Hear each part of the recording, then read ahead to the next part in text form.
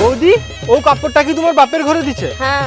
এটা কি কাপড় মশারির মতো পাতলা, এটা তো আমার ঘরে কাজের লোকও পরেনি।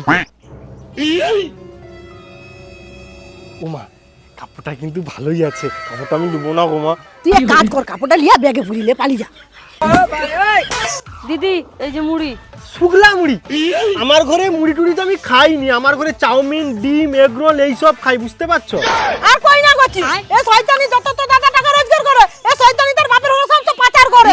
আর কাইনু ভালো মন্দ খাবো গো, কাইনু পাবো। বাপা বৌদি কি করো গো? সাজছি। বাপা ওগা তোমার সাজার জিনিস, দেখা তো সব চাইনার কোমা জিনিস গা।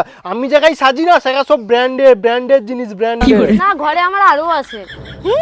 শয়তানি করে আরো আছে। আমার বেটা টাকা খালি এত অগা করবো আর বাপের ঘরকে দৌড়ু। বৌদি এ হাতটা কাই ছিল গো? তোমার দাদা দিয়েছে। বৌদি গো তুমি দাদাকে কয়ে দেবো এই হাতটা মিলে লিলি, মোর শ্বশুর ঘরে না মোকে কিচ্ছু কিনে দেয়নি কো। শয়তানি তুই কি কইছিল? তোর শ্বশুর বাড়িতে তুই চাউমিন খাস, রোল খাস, এগ রোল খাস, ব্রাইডাল মেকআপ করিস, আর সোনা হার কিনে দেয়নি?